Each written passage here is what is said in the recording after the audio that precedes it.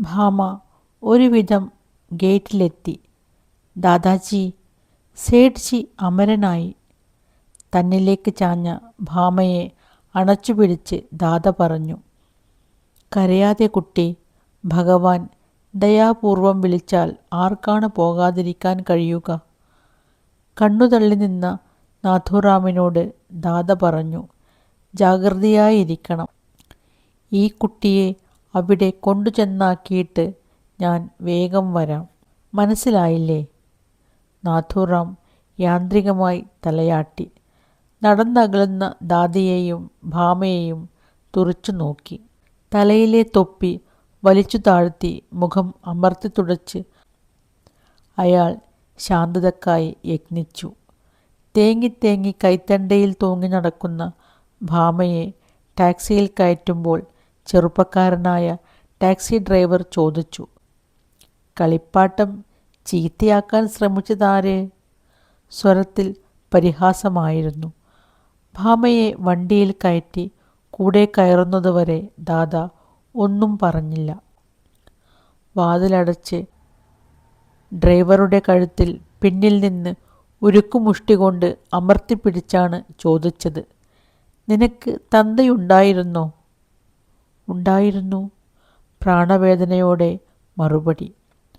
ആ തന്ത ചത്തോ? ഇല്ല. ശരി, അപ്പോൾ കളിപ്പാട്ടം ചീത്തയാക്കുന്നതാരെന്ന് ഇനിയും നിനക്കു മനസ്സിലായിട്ടില്ല. ശരി, സാരമില്ല, ഇനി വണ്ടി വിട്. പ്രാണൻ വീണ്ടു കിട്ടിയ ഡ്രൈവർ ഒരക്ഷരം ഉരിയാടാതെ കാർ നീക്കി. ദാദ ഒരു താക്കീത് കൊടുത്തു. ആരെപ്പറ്റിയും നല്ലതേ ചിന്തിക്കാവൂ. ഇല്ലെങ്കിൽ ചിലപ്പോൾ നെഞ്ചിലേക്ക് കാറ്റ് കയറുന്ന വഴി അടഞ്ഞുപോകും. ഓർത്തോളണം. ശരി മഹാരാജ്. തെരുവിൽ കാർ നിർത്തിയ ഡ്രൈവർ ചാർജ് വാങ്ങാൻ മടിച്ചു. അതെൻ്റെ ദക്ഷിണയായിരിക്കട്ടെ. ആളറിയാതെ എന്തോ പറഞ്ഞുപോയി. ദാദ പറഞ്ഞു. ഭഗവാൻ എല്ലാം അറിയുന്നു. ജോലി ചെയ്തതിന് കൂലി കൊടുക്കാതിരിക്കാൻ പാടില്ല, വാങ്ങാതിരിക്കാനും പാടില്ല.